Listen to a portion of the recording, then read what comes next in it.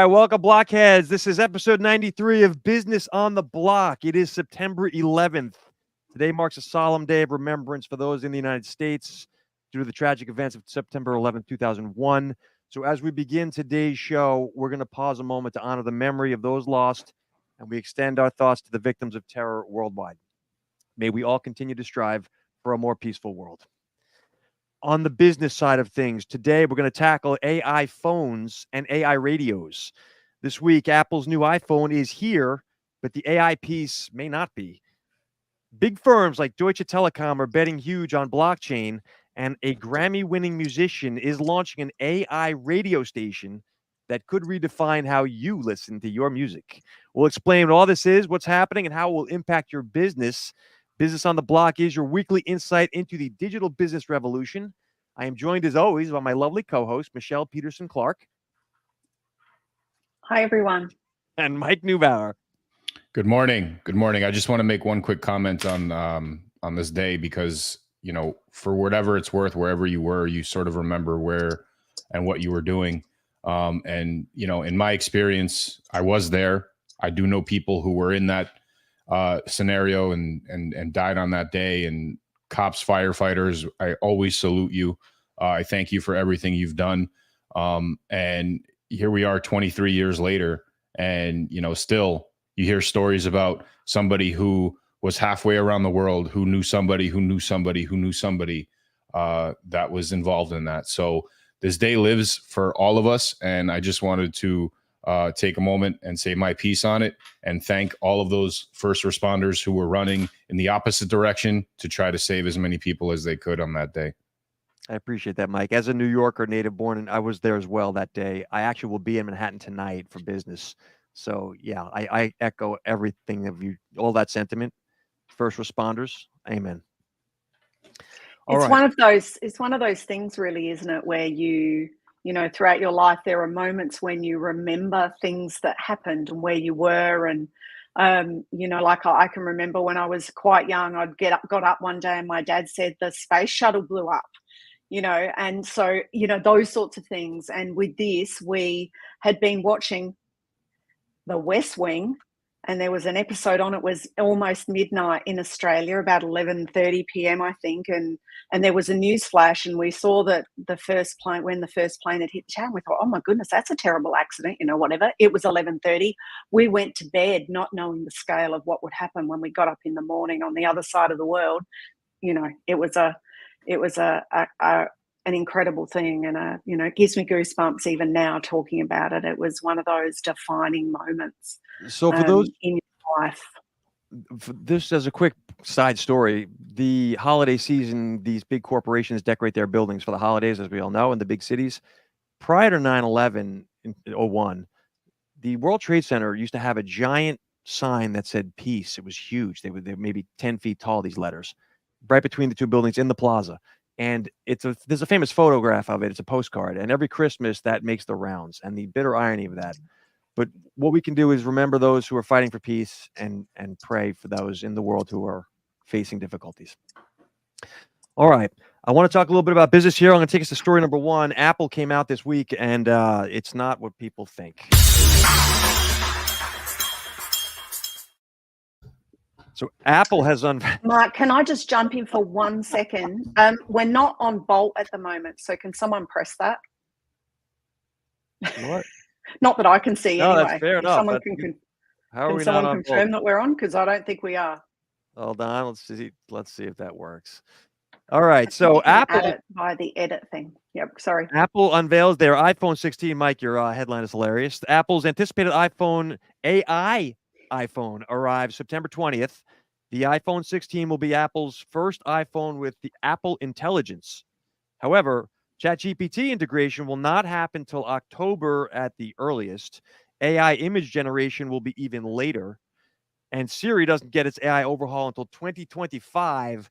So all of the stuff people were looking for in the AI integrations in this new phone are not ready yet. So we're going to get some thoughts around this. It was a highly anticipated release. I would say it's a little bit of a letdown. Michelle, we're going to start with you on this. What do you think about Apple and their new iPhone 16? Look, one of the things I think that is probably the most interesting thing in the story is where it talks about the fact that if you actually hang on to your iPhone, you know, and you don't upgrade every year or every 2 years, and you might have I'm currently using I think I've got an iPhone 11, and 16's about to be released. So I'm overdue probably for a new one in terms of features and stuff. But if you hang on to your iPhone and then you get the latest one, so if I was to go into a store now and get an iPhone 16, there's actually a lot more stuff in it now than the one that I had before all of these updates. So one argument is if you're ready or it's time for an upgrade after a few years of having it, you help with the environment by not, it's also part of the story, by not upgrading every year or every 2 years. So, you're helping with that stuff, which Apple get criticized for a lot. But you're also going to get some new features before all this new stuff comes. However, if you got an iPhone 15 earlier this year, like we got one for our son, the justification to upgrade to a 16 right now just isn't there. And I think that Apple are going to find that once again, and I didn't pull up the figures, but we know that they have been losing.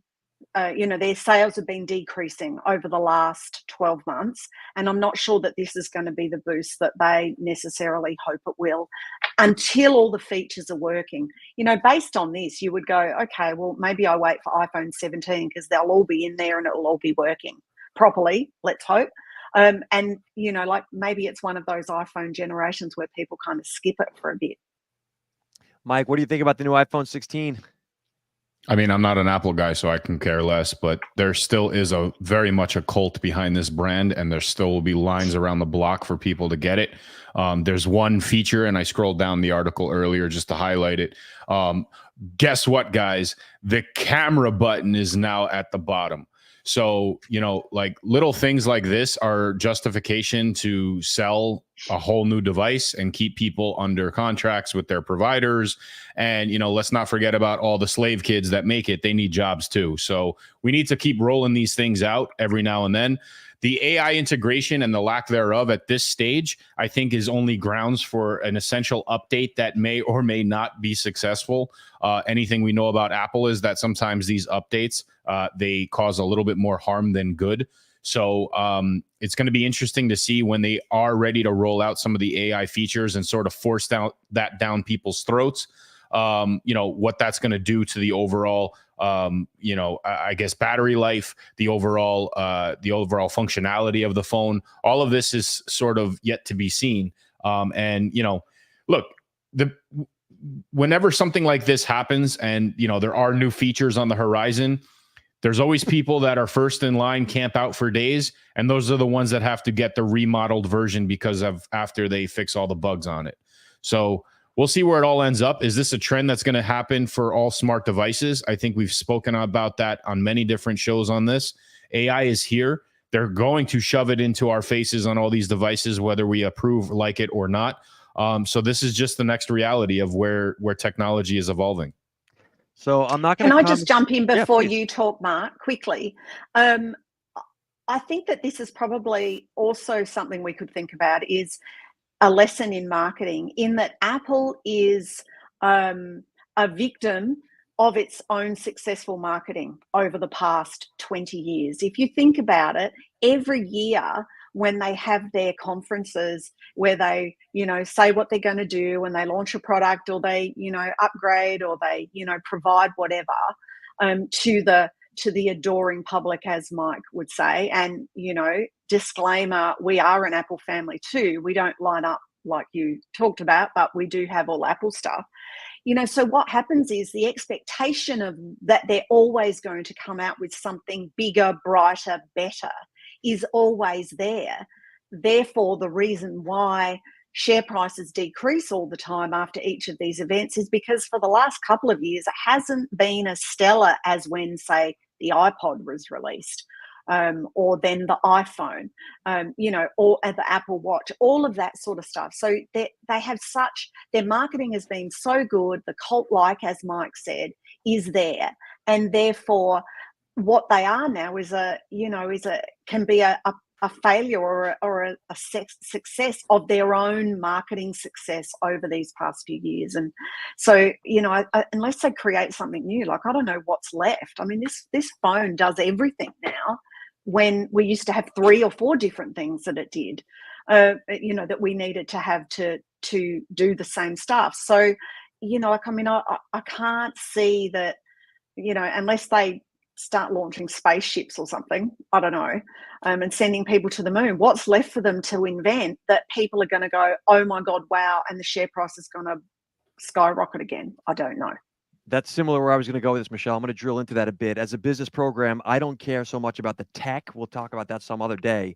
I care about the fact that as a company, Apple, it's not that they don't have a marketing problem. You're right in saying they're a victim of their own marketing, but the marketing isn't the problem. They're always great with that.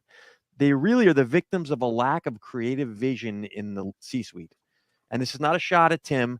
I'm saying that Steve Jobs was an anomaly. We can all agree on that, and he's not there now. And so that is why they are not every year reinventing the world, because they've got used to doing that. Apple is not the innovator people think it is. Apple is now a platform. I would think of them in the terms of Disney. Disney doesn't make great movies, but boy, can they distribute them. Apple is there now. We've watched the life cycle of this firm from a startup in a garage to an amazing company to leadership to now. This is what happens when you become Procter & Gamble. It's not bad. It is a life cycle of a big firm. But for people to expect otherwise, you're not just going to find another Steve Jobs. And by the way, they happen to win the seat from the board as a leader. Like, that doesn't happen. It's a problem that's been plaguing Disney. The Bob Iger thing we've talked about. It plagued Ford back in the day. When you are a very large, successful firm worldwide, you end up here. And so I don't care about the tech. They'll get it in there. But Apple's not going away. The amount of cash they sit on, they will forever be a fixture in the business world. They're just not going to be Apple anymore. The Disney analogy is very good because it basically showcases the recycling of existing technologies and content. I'm also not dismissive that Steve Jobs will not reappear in the form of a hologram at some point on these Apple devices. Maybe he's really Siri. I don't know. But the technology piece, the ingraining of the technology, again, these are software applications, and these are where you can embed that on the hardware after the fact. So any of these AI tools, they can easily be built out on a separate platform backed by blockchain, which is something we'll get into on the next story as a potential driving force to store some of this more, valuable and heavier data so that it doesn't sit on it. But let's be honest, like, the Apple business is in the consumer market industry, right? It's a consumable product, whether you like it or not. I mean, you don't have to upgrade every year. Some people do. Most people wait, twice a decade, 3 times a decade before they upgrade their phones, mainly because that's when their payment plans run out. But, it's not ironic that any of these particular updates, both Android and Apple, diminishes the quality of what you've seen from the product when you first bought it, right? Your camera all of a sudden doesn't look as sharp. The functionality on your phone dwindles slightly. I mean, they're in the consumer product business as well. And the only way to keep people coming back to buy the next greatest thing is to actually outdate the current models that you have. Will it still make phone calls? Hopefully. It's a phone. But, is it going to make you waffles? That's what we're looking for. That's the future on what they're building towards. I agree. The best one is the battery dies. Like, it doesn't last as long anymore. It used to last all day, and now in 2 hours, and I've got to recharge it.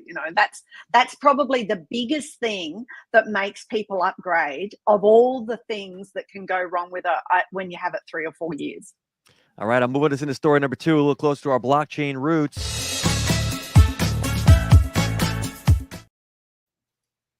Pins now, folks.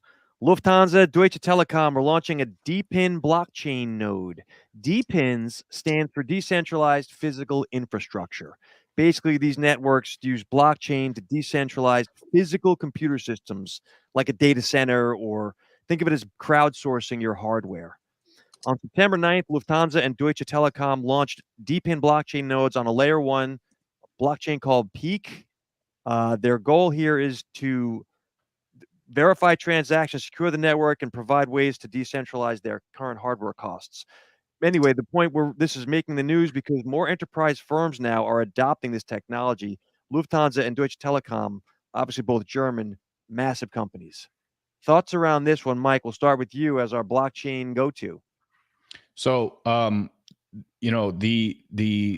ability for blockchain to be some sort of an infrastructure is something that we've talked. What episode are we on now? 89, 93, 93. 93. Okay, so 94 episodes, because I'm sure, some of them didn't make the cut.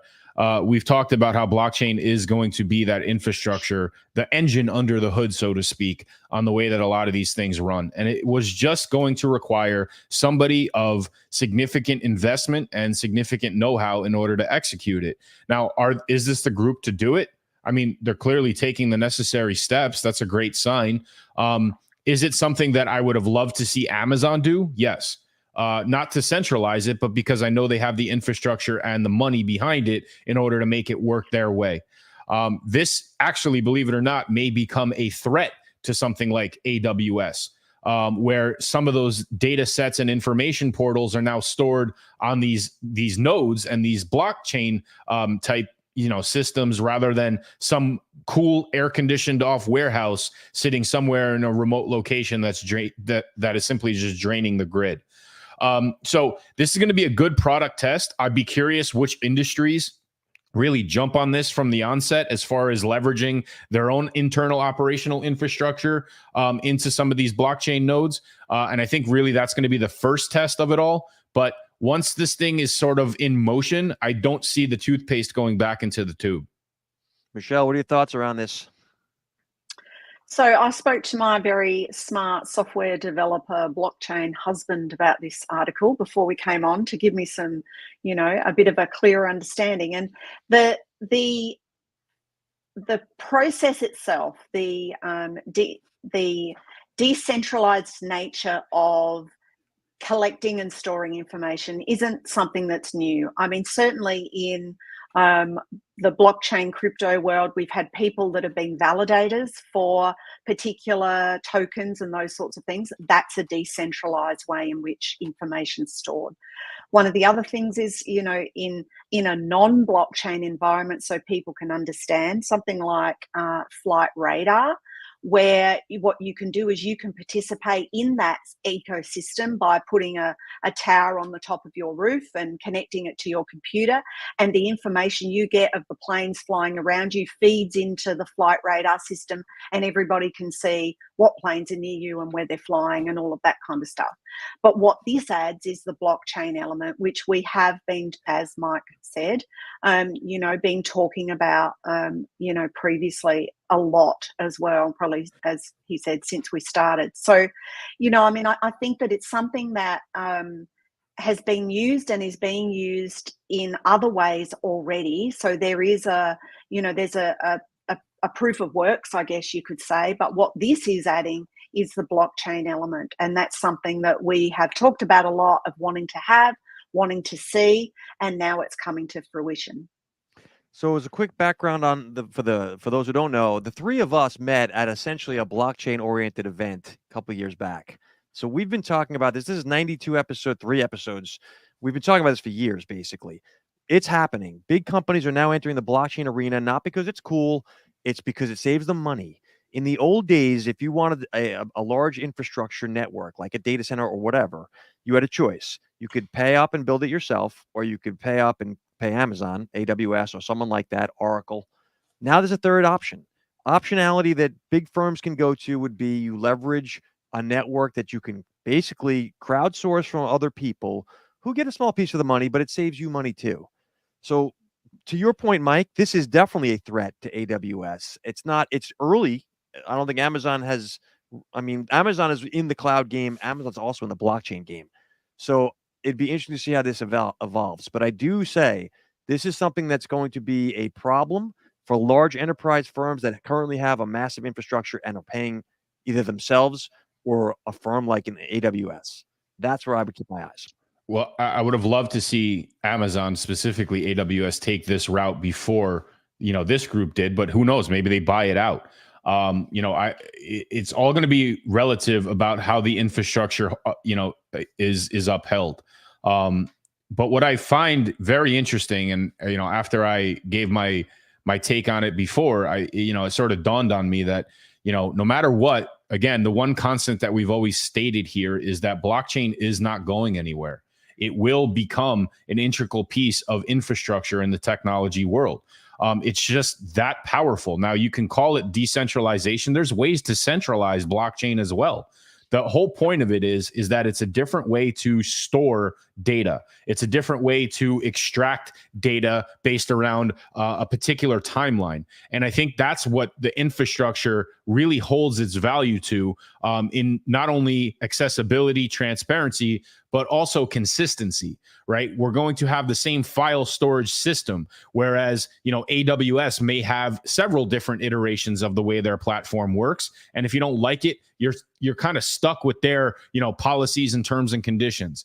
Versus this, where if an area goes down for whatever reason, the infrastructure still lives on, and people can still, and businesses specifically, can still rely on their operational infrastructure moving forward because they know they have a solid foundation and where all their information is accessible. So I'm reminded of a quote from Gary Vaynerchuk. It is much better to put yourself out of business than to have someone else do it for you. And I feel like Amazon is in that boat right now. Michelle, you're going to say something. No, I was going to say, I was laughing because I think one of our predictions, or one of my predictions for this year, might have been Marc's too, that we thought that Amazon would have come out with their own blockchain by now, and they haven't. And what are we? We're in September now, so come on, Amazon. I've got to get another tick on my predictions list. But I think that one of the things that I feel that they're probably doing right now is just sitting and waiting and seeing where the chips sort of fall. And then they'll, as you said, Marc, they'll probably just come in and scoop up and, buy something half done or almost all done or even ready, that they don't have to spend all that, development work on perfecting and working properly. So I'm looking it up right now on Google. Amazon's AWS is 74% of the entire operating income for Amazon as a company. So its cloud computing is incredibly profitable, and it's got a huge barrier to entry, right? Once you got to build it all. All of that goes away in a world where blockchain, companies can just blockchain it out. So why would Amazon invent their own blockchain and put themselves out of business? But it's an upgrade, right? It's their iPhone 16 version of what they currently have. Is it the same service? Maybe. It's just a different infrastructure. But regardless on the way you look at it, I mean, all of these developments that, Lufthansa is taking and what we predict AWS and Amazon will undertake as well, it's not really viable unless the businesses actually adopt the technology and pay them for ultimately using those services. So I'll ask the question, this isn't going to be an overnight solution for businesses to shift their entire operational infrastructure. Smaller businesses, maybe, medium-sized businesses, more likely than larger ones, but the larger ones, it's going to take a long time. And I'll just use the analogy of using AWS. I mean, how long did it take for some companies to move from standard file cabinet systems to even getting things digitized on an internal server system, let alone a cloud-based server system?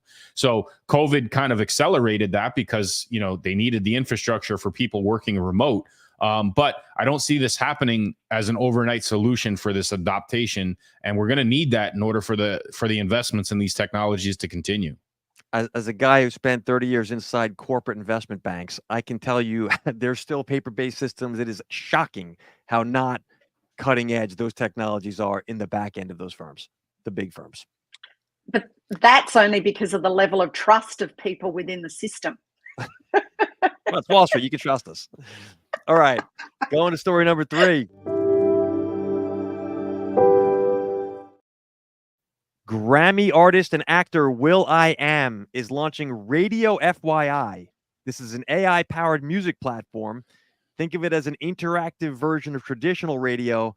Basically, listeners can ask it questions while it's playing songs of like, what song is this? When was it released? And it will be able to respond. So it is somewhere between Amazon's product and Spotify's product. And the concept is you have an interactive back and forth in the music realm. So this is an interesting, we haven't seen this applied to radio yet. What do we think around this one, Michelle? We'll start with you. Is this just a flash in the pan? Is he grasping to get fame here, or is this something interesting on the tech world?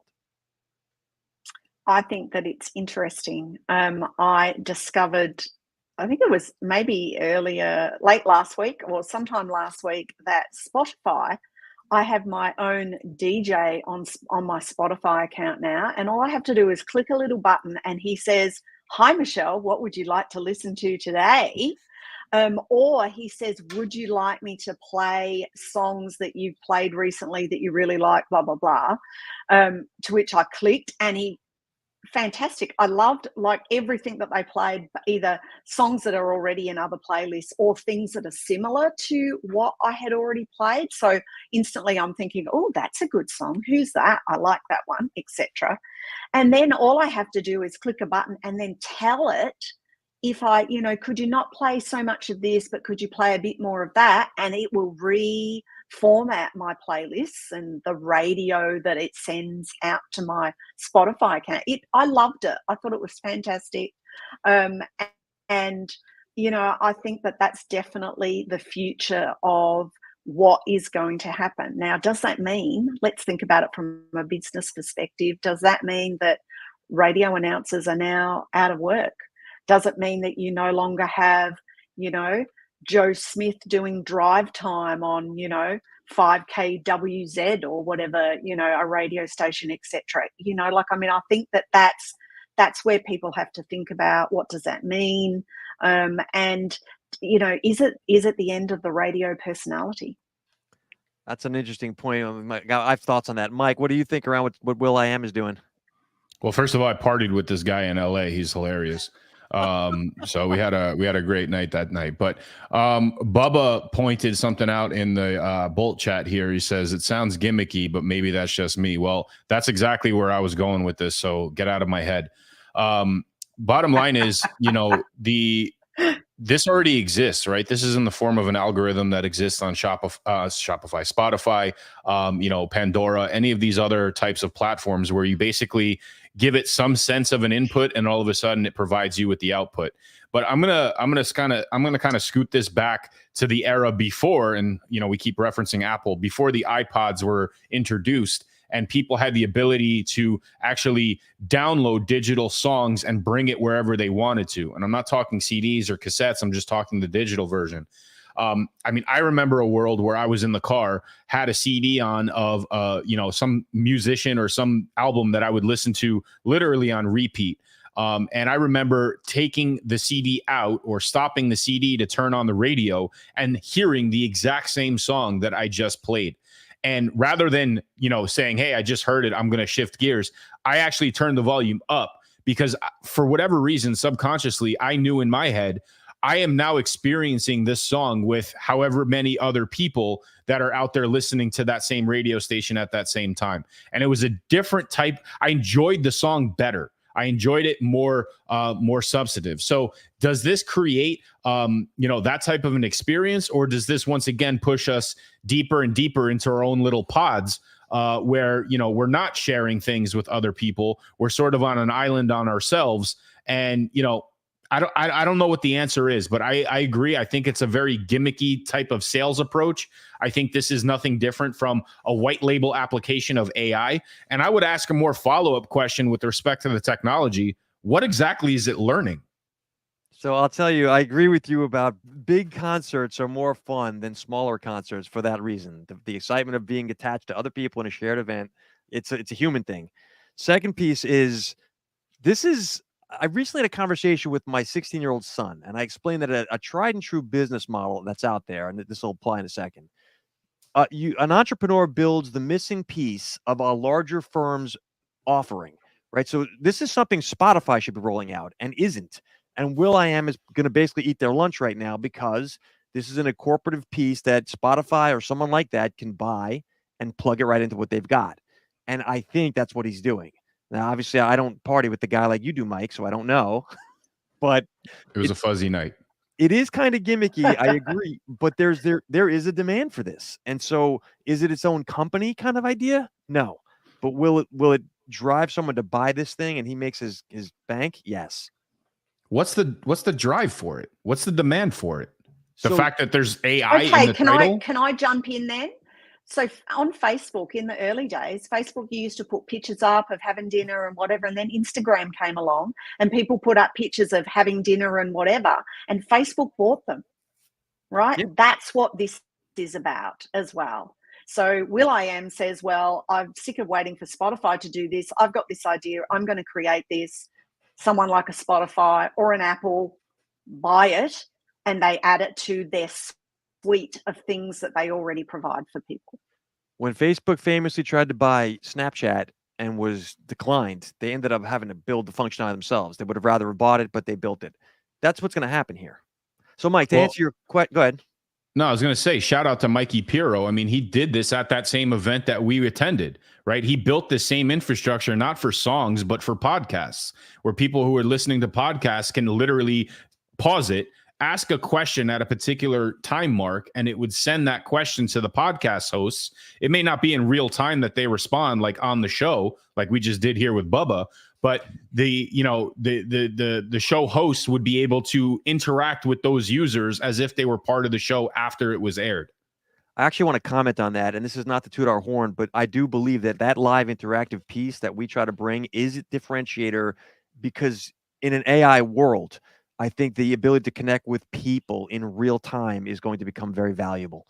Anyway, I agree with you. I think that the will.i.am thing is gimmicky. It's fun. I like what he's doing, but what he's trying to do is personalize the musical shared listening experience. That's what he's trying to do. So I don't know if this is going to be, a $1 billion idea. No, probably not. But I think that this gets bought. Is it an external app? To me, yeah, it's an external app. So then for sure it's going to get acquired. Sorry, Michelle. The other thing for me too is that there's something about, like I've got regular podcasts that I listen to. I have playlists on Spotify, that I listen to at home and stuff like that. But quite often when I get in the car, I put the radio on. Now, I don't know whether that's habit because I used to listen to the radio in the car before all of this stuff was invented, or the fact that, as Mike says, it's a bit like, well, this news is going out to the world in theory, or everyone else in my location's listening to, this local radio station right now, or, all over England, Smooth are playing this song for everybody right now, etc. And the other thing about that for me, though, is I don't have to think about that. I don't have to think about what's the next song. I don't have to think about, what the news headlines are, what I've read, what I haven't, whatever. It's a little bit like when you get in the car and you do that, it's one of the least stressful ways of driving around these days, because you're in traffic jams, you're in roadworks, you've got crappy drivers driving you nuts on the roads.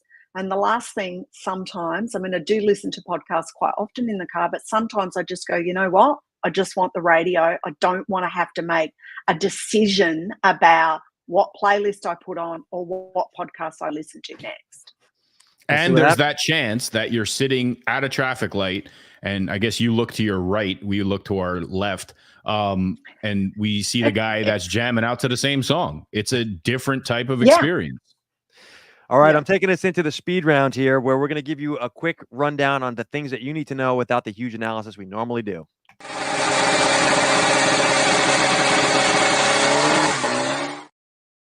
Story number one, SEC crypto enforcement is up 3,000% from last year. This is in America right now. Crypto enforcement from the SEC has jumped 3,000%. They've imposed almost $5 billion worth of enforcement actions and fines against crypto firms so far in 2024. Quick thoughts on this one, Mike. We'll start with you. Well, regulation is always behind the technology, and maybe it's starting to catch up now. But, I'm a big fan of leave me the hell alone and let me do my thing. So as long as I believe that, apparently I work in the opposite direction on the way the government thinks. So they're going to try to get as many cookies out of the cookie jar as they possibly can here. Michelle, thoughts? Interestingly, the number of companies that they're trying to, that they're taking to court is decreased, except the amount of money they're raising has increased. So I think what they're doing with that is they're looking at who can we go after that's got deep pockets? Who can we get, a regular revenue stream from? And, this is what they've been doing. Gone are the days when, Kimmy was fined $1 million for spoofing a crypto coin. So from my perspective, the United States runs the banking system in the world, at least in the West, and crypto is a major threat to the banking system. And so the SEC and the US are going to continue to chase crypto out of the United States. It's going to end up hurting the country. And as an American, I hate to see this, but that is what I see with these enforcement actions. We'll see what happens in November. Story number 2 actually brings us to our old friend.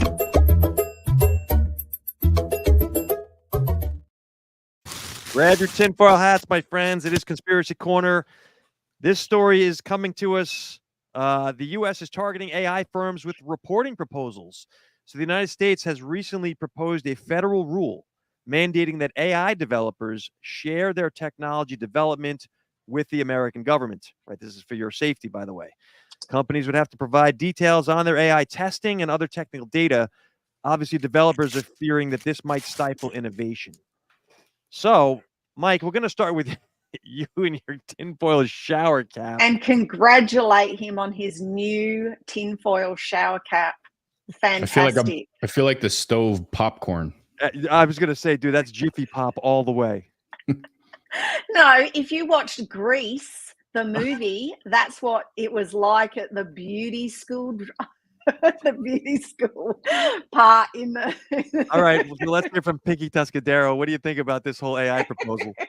Well, I once again feel that there's a massive threat that the government feels with AI. And I feel like that if in order for them to quote unquote control what they want to control as far as the output, they're going to need to demand all of the different input variables in order to combat it. This is very conspiratorial and very early in that development, but I feel like this is them sort of overstepping their bounds into the private sector once again. And it's going to require a tremendous amount of lawsuits and tremendous amount of legalities that go behind establishing specific guardrails on what government can enforce when it comes to anything in the private sector. They can throw "this is all for your protection" crap out at people as much as they want to. Are there issues with AI that need to get ironed out? Yes, of course. Are there private firms that can help enforce some of those filters? Yes, and I would definitely trust those before anybody at the government says that we are here to help. Michelle, what do you think? The American government wants to protect us from AI. Mike, can you scroll down to the very last paragraph? Because I think that this is the most important paragraph in the article, if that is possible. It reads, I'll read it to you. Complex regulations can also draw away innovative projects and talent out of certain regions with an emergence of AI havens. Much like tax havens, these could draw important economic activity into countries more willing to experiment. I think that that is the most pertinent part of that article. I think that we have seen this happen, the Bahamas and, the UAE being more crypto friendly, etc. You gradually see companies move towards those havens that are more receptive to what it is that they want to do or are trying to do. And I think that that is what we're going to start to see here if they get too overzealous with what it is they want to do. Now, do I think that there should be some guardrails around it? Yes, but I think that ultimately there will be some companies that they will just scare away. So I actually agree with Mike on this one. I think this is about control of information. You raise a great point, Michelle. AI is a global dynamic, just like crypto is a global dynamic, and no one country can regulate it right now. So until we get to a planetary government, this is going to be awfully hard for these governments to control. But I believe this is about controlling the information flow, because they've invented a new word in the last year, malinformation, which is not the same as misinformation. Misinformation is it's a lie. malinformation, if you go Google this, it's basically the information's correct, but it's inconvenient. So I really feel that the AI being able to generate answers, that this is outside the media structure, as we know. The problem is, from a business standpoint now, and as a business show, again, like him or hate him, it's Elon Musk. If everyone plays ball, we're good. But you got this one rogue dude that's building his own AI now and believes in free speech. So that's going to be problematic for the American government if indeed this conspiratorial, theory is correct. So we'll see. I think this is interesting. Obviously, AI does represent a large-scale threat. Elon himself has said it is much more dangerous than nukes. So we have to have some sort of regulation. But does the developmental end of it have to be shared with the government as it's being done?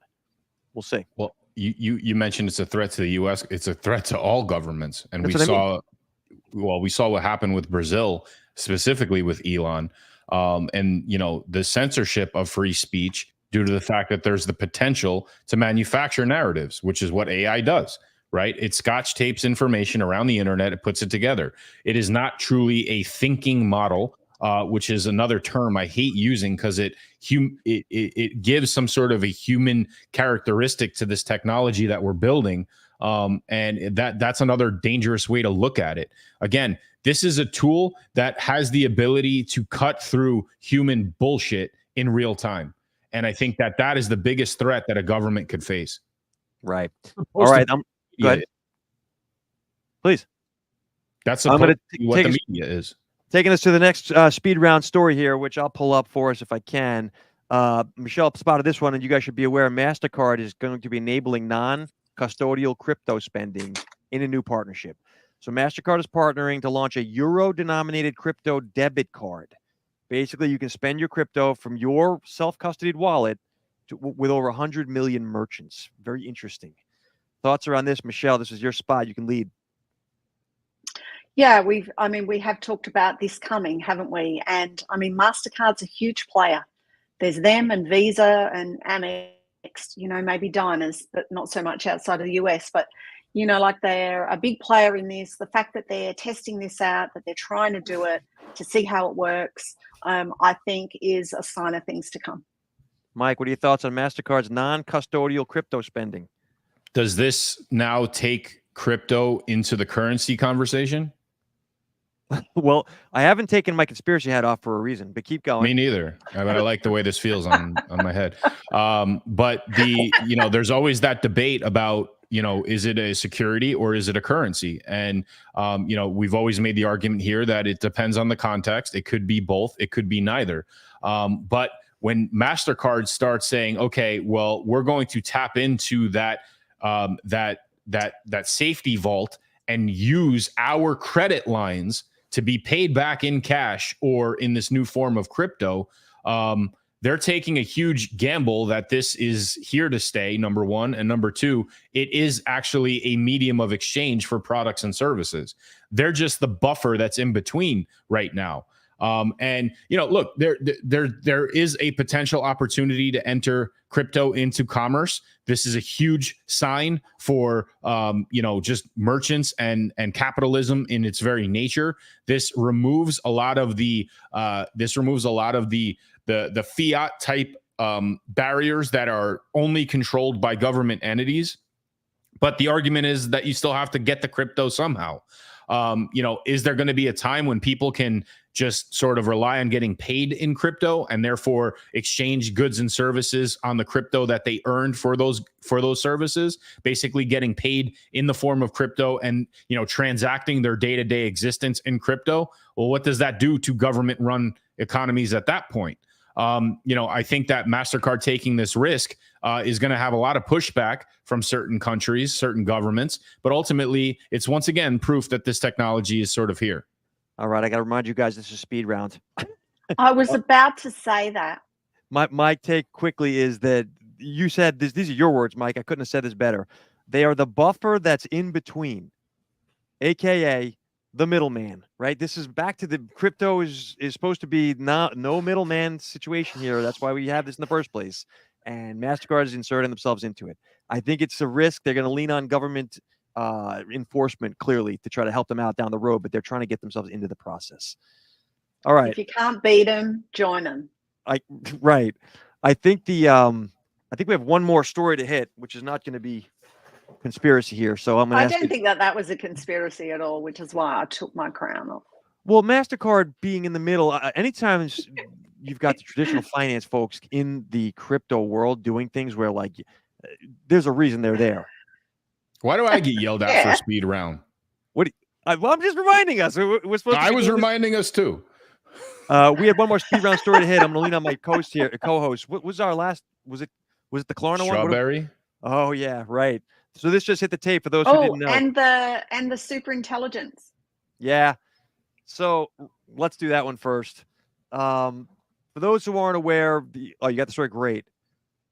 Ilya Sutskever was one of the startup founders with OpenAI, and he was, I want to say removed, but there was disagreement between him and what's his face? Sam.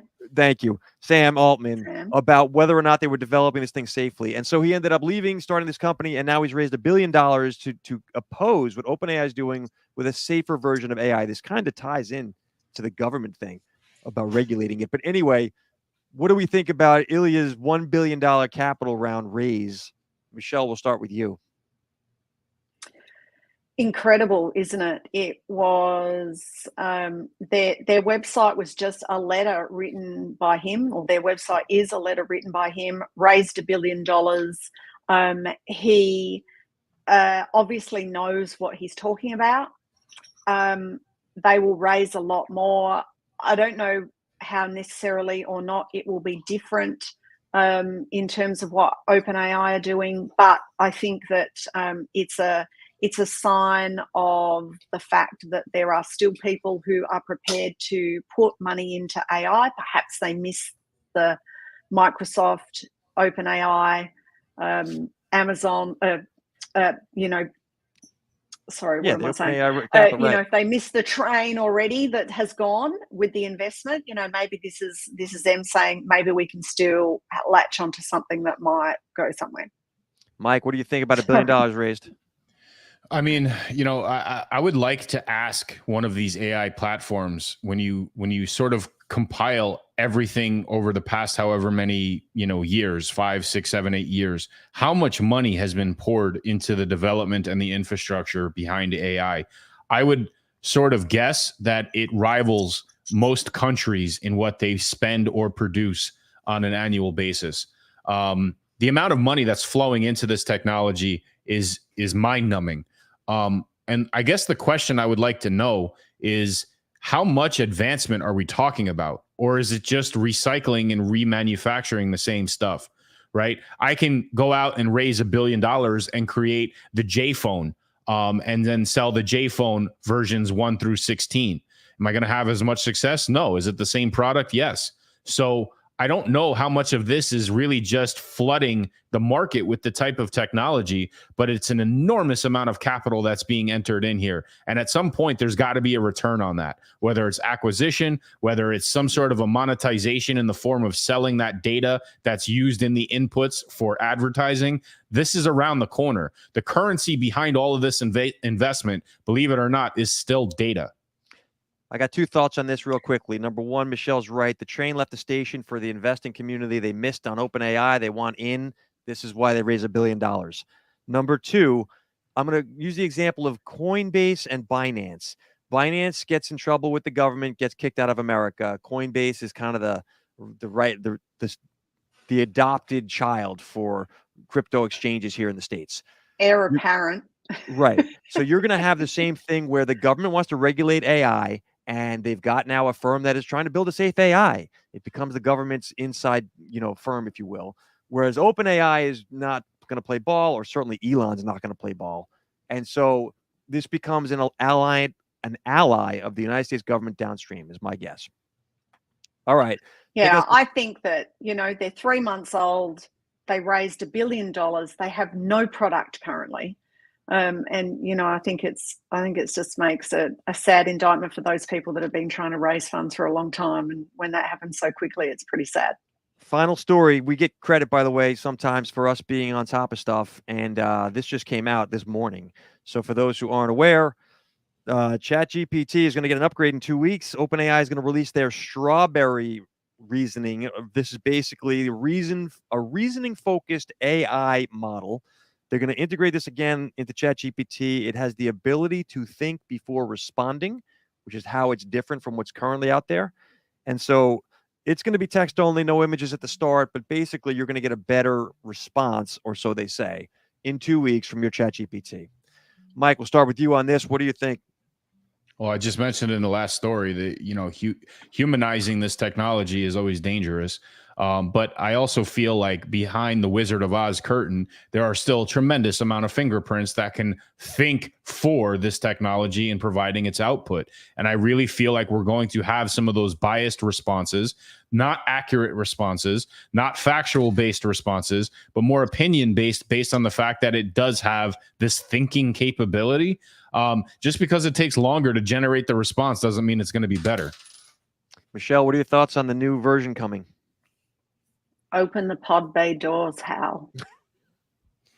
That's not good. So it's a speed round, isn't it? For those who think that I'm nuts, back in the beginning of the year, we came up with our predictions, and I predicted AGI by the end of the year. Do you remember this? I'm not saying this is AGI. It is not, but we are getting awfully close. When this thing bloody closer. Right. And sooner than people expected. I think, Mike, you're right. Ultimately, this proves to be a danger. We're definitely going to never regulate this thing in time. Don't worry about the government's always behind, but now it's exponentially behind. We're going to get some great answers. The product's going to be awesome. It'll be well received. It's going to make the valuation of OpenAI continue to skyrocket. But longer term, yeah, this is a problem.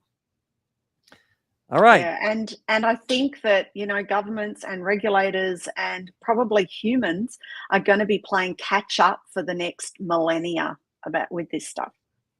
The quick recap for what we hit this week. Story number one was Apple's new AI iPhone that's lacking the AI. We had Deutsche Telekom and Lufthansa doing blockchain, and will.i.am launching an AI radio. What's the big takeaways that we should know for this week? Michelle, we'll start with you. I think the big takeaway is that I am definitely on for my 40 plus episodes of AI in the New Year's predictions. I think it is going even quicker and more advanced in a shorter period of time than we even thought of at the beginning of the year, and it's only going to get more and more so, and particularly now when new players are coming in, and super intelligence companies can be created in a matter of months with a lot of money to advance the work, that it's only going to get more and more as the weeks and months go on. Mike, what are your takes on the big takeaways from this week's stories? Buy Android. My thought is this. I'm going to echo your sentiment, Michelle. AI is going to take jobs. I hate to say it. I'm the voice of reason here.